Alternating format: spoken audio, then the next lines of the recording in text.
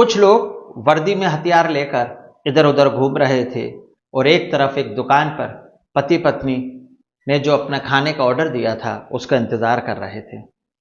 जैसे ही खाने का ऑर्डर आता है, उन्होंने खाने में मैगी मंगाई और एक पुलिस की वर्दी पहने हुए हाथ में हथियार लेकर एक आदमी वहां पहुंचा। आदमी जो पति पत्नी वहां बैठे हुए थे, उस पति से पूछता है कि तुम्हारा नाम क्या है। तो वो आश्चर्य करता है कि जिस टोन में उसने उसका नाम पूछा, वो कहता है कि मेरा नाम जानकर क्या करोगे। तो पुलिस वाला जिसके हाथ में गन थी वो पूछता है कि जितना मैंने कहा उतना बताओ, बताओ तुम्हारा नाम क्या है। तो वो मेरा नाम कहता है कि मेरा नाम शुभम द्विवेदी है, जानकर क्या करोगे। बस पुलिस वाले को इतना सुनना था कि उसने ताबड़तोड़ उस पर गोली बरसा दी और वहीं पर उसकी जान ले ली। पत्नी अपने मरे हुए पति को वहां देखकर बिलक बिलक कर रोने लगती है, विलाप करने लगती है, चिल्लाने लगती है और उस पुलिस वाले से कहती है कि मुझे भी मार दो, मैं भी जीकर क्या करूंगी, तुमने मेरे पति की जान ले ली, मेरा सब कुछ खत्म हो चुका है। तो वो आतंकवादी जो पुलिस की वर्दी में था वो कहता है कि मैंने तुम्हारे पति को मार दिया, मुझे जिसको मारना था, जिसको मैं खोज रहा था, वो मुझे मिल गया, जाकर अपनी सरकार को बता देना कि मैंने इसको मार दिया। नमस्कार, आदाब, सत श्री अकाल। आप देख रहे हैं प्रदीप स्टोरी और पहलगाम की घटना की बारे में हम इस वीडियो इस कहानी के माध्यम से जानने की कोशिश करेंगे। बहुत ही दुखद घटना है। मृतकों के साथ मेरी सहानुभूति है, उन्हें श्रद्धांजलि है कि परमात्मा उनकी अंतरात्मा को शांति दे और जिन लोगों ने, जिन पापियों ने नरसंहार किया है, उन्हें भी ऐसी ही मौत की सजा मिलनी चाहिए, क्योंकि आतंकवाद एक बहुत बुरी बुराई है और इसका अंत होना जरूरी है। आइए सिलसिलेवार जानने से का प्रयास करते हैं इस वीडियो इस कहानी के माध्यम से कि क्या है पूरा मामला। जम्मू कश्मीर का एक इलाका है पहलगाम, जो मिनी स्विट्जरलैंड के नाम से जाना जाता है।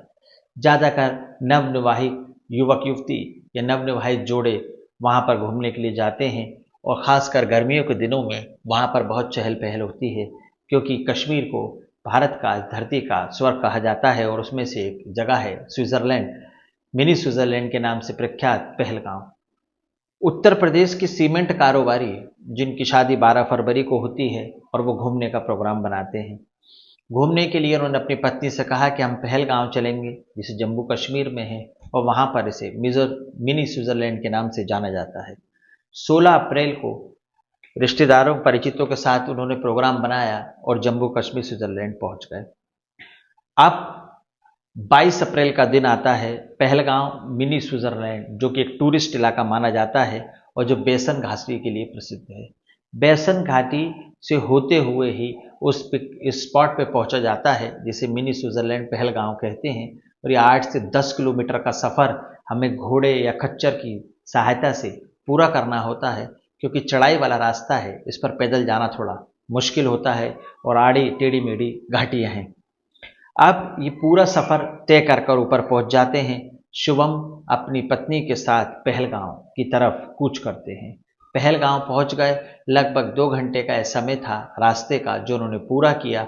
अब वहाँ अंदर घुसने के लिए एक मेन गेट होता है, वहीं पर वो घोड़े और खच्चर वाले रुक जाते हैं और अपने टूरिस्ट का इंतज़ार करते हैं। एक दिन में एक ही ट्रिप मारी जा सकती है, क्योंकि ऊपर 8 किलोमीटर जाने और आने में समय लगता है और वहाँ टूरिस्ट घूमते हैं, तो नीचे उतरते उतरते रात हो जाती है। एक चक्कर ही एक खच्चर वाला बुक करता है, तय पैसे करता है, तो जो पैसे तय हो जाते हैं उसमें वो सवारी को ऊपर ले जाता है। अब ये ऊपर गए, घूमते हैं, इन्हें भूख लगती है, एक रेस्टोरेंट में जाते हैं और खाने का ऑर्डर देते हैं। पहाड़ी इलाके जम्मू कश्मीर या वैष्णो देवी वाली माता जाएंगे, कटरा की तरफ जाएंगे और पहलगाम की तरफ जाएंगे, तो पहाड़ी इलाकों में ज़्यादातर आपको मैगी खाने को मिलेगी। जल्दी से बन जाती है, खाना ले जाना भी थोड़ा दुश्वार होता है, मुश्किल होता है और मैगी ख़राब भी नहीं होती। तो दोनों पति पत्नी मैगी का ऑर्डर देते हैं, अपनी बारी का इंतज़ार कर रहे थे। मैगी आई और जैसे ही इन्होंने खाना शुरू किया, एक वर्दी में एक व्यक्ति बंदूक लेकर वहाँ पहुँचता है और उससे पूछता है कि तुम्हारा नाम क्या है। जैसे ही शुभम ने यह सुना, वह आश्चर्यचकित हो गए। वो सोचते हैं कि ये क्या माजरा है। वो कहते हैं कि नाम जानकर क्या करोगे।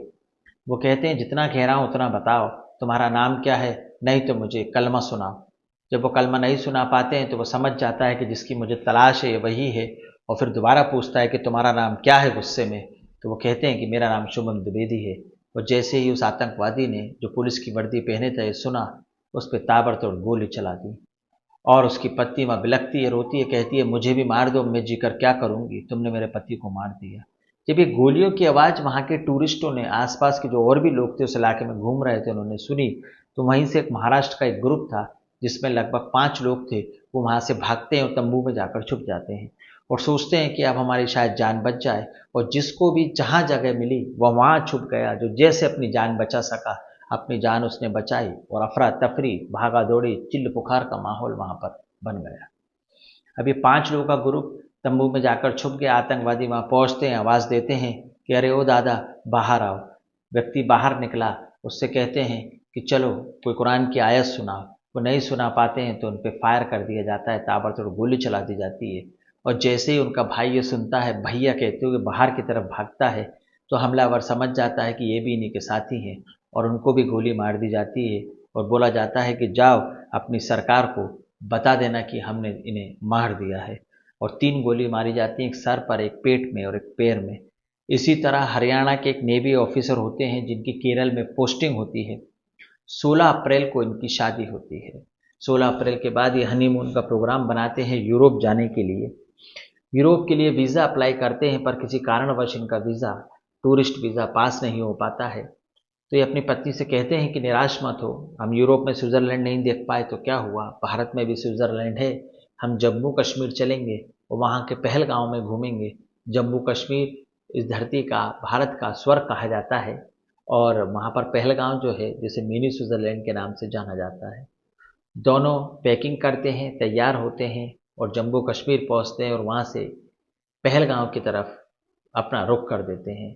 खच्चर वाले घोड़े वाले से बात की जाती है और वहाँ की घाटियों से होते हुए 8 किलोमीटर का सफ़र तय करते हुए ऊपर पहुँचते हैं। खच्चर वाला गेट पर इंतज़ार करता है और आपसे कहता है कि घूम कर आइए। ये अंदर जाते हैं, पुलिस की वर्दी पहने हुए आतंकवादी हाथ में अत्याधुनिक हथियार लिए हुए इनके सामने आता है। इनसे पूछता है कि आपका नाम क्या है। तो ये कहते हैं कि मेरा नाम ये है। नेवी ऑफिसर को गोली मार दी गई, किसी कारणवश मैं उनका नाम नहीं बता रहा हूँ क्योंकि मैं सेना का बहुत सम्मान करता हूँ और मैं नहीं चाहता कि किसी भी प्रकार की अंतरात्मा उनको या उनके अंतरात्मा को दुख पहुँचे। तो नेवी ऑफिसर से उनका नाम पूछते हैं, नेवी ऑफिसर अपना नाम बताते हैं और जैसे ही वो आतंकवादी उनका नाम सुनता है ताबड़तोड़ उन पर गोली चला देता है। अब आप सोचेंगे कि नेवी ऑफिसर ने उस आतंकवादी का सामना क्यों नहीं किया, गोली क्यों नहीं चलाई। तो वो नेवी ऑफिसर उस समय ड्यूटी पर नहीं थे, वो अपनी शादी का हनीमून मनाने के लिए गए थे, ना ही उनके पास कोई हथियार था। और अमूमन जब हम भी कहीं घूमने जाते हैं, परिवार के साथ जाते हैं, चाहे हम ऑफिसर हों या हथियार रखते हों, तब भी हम हथियार नहीं ले जाते हैं क्योंकि हम सुकून के पल जीने के लिए वहाँ जाते हैं, कुछ समय शांति सुकून में जीना चाहते हैं और हमें ऐसी आशंका होती ही नहीं है कि हम हथियार लेकर अपने साथ चलें। तो अत्याधुनिक हथियार थे आतंकवादियों के पास। वो नेवी ऑफिसर उनका सामना करना चाहते तो भी नहीं कर पाते, पर शायद किस्मत को और ही कुछ मंजूर था। आतंकवादी ने नेवी ऑफिसर के ऊपर ताबड़तोड़ गोली चला दी। जो अपने जीवन की खुशियां मनाने के लिए वहां गया था, जो उनकी पत्नी नवनिवेली दुल्हन उनके साथ जीवन की खुशियां मनाने के लिए वहां गई थी, पर वो सारी खुशियां गम में बदल गईं और हमेशा हमेशा के लिए वे हमें छोड़कर चले गए। इन्हीं जो खच्चर या घोड़े वहाँ पर चलाते हैं, उन्हीं में एक व्यक्ति होता है सैयद आदिल हुसैन शाह, जो घोड़ों पर घुमाने का काम किया करता है और टूरिस्ट को ऊपर ले जाता है और टूरिस्ट की वो मदद किया करता है। तो इसी में 20 अप्रैल 2025 को सैलानियों के साथ वो वहाँ पर गया था और इस हमले में उसकी भी जान चली गई, जो कि अपनी रोजी रोटी कमाने की खातिर इस दुनिया से हमेशा हमेशा के लिए चला गया। आतंकवादियों ने इसकी जिम्मेदारी ली, एक वीडियो जारी किया और उन्होंने कहा कि सरकार को, भारत सरकार को बता देना कि हमने इन लोगों को मार दिया है। 3 लोगों के स्केच जारी किए गए, हाई अलर्ट कर दिया गया है, सभी जगह की खोजाबीनी कर रही है और जल्द से जल्द इन्हें भी वही सज़ा मिलेगी जो सज़ा, जो घटना इन्होंने पर्यटक के साथ की है, हमारे भाइयों के साथ की है। बहुत निंदनीय घटना है जिसकी जितनी बुराई कठोरता से की जाए उतनी कम है और इन आतंकवादियों को भी मृत्युदंड मिलना चाहिए, ऐसी भारत सरकार से मेरी अपील है। इस घटना को सुनाने का उद्देश्य, इस कहानी को सुनाना का उद्देश्य, इस वीडियो को बनाने का उद्देश्य किसी का दिल दुखाना, किसी के अंतरात्मा को परेशान करना, किसी के मान सम्मान को ठेस पहुंचाना नहीं है। उन दिगम अंत आत्माओं को शांति देना है, उनकी भगवान उन्हें अपने चरणों में जगह दे, यही मेरी प्रार्थना है। और इन तीनों आतंकवादियों को जिन्होंने इस घटना को अंजाम दिया है, उन्हें भी जहन्नुम नसीब हो, उन्हें भी वही मौत की सज़ा, वही दर्दनाक घटना मिले, उसी के वो हकदार हैं। कहानी अच्छी लगी तो लाइक करें, चैनल को सब्सक्राइब करें। अगली कहानी, अगली वारदात में फिर मुलाकात होगी। जब तक के लिए नमस्कार, जय हिंद, जय भारत।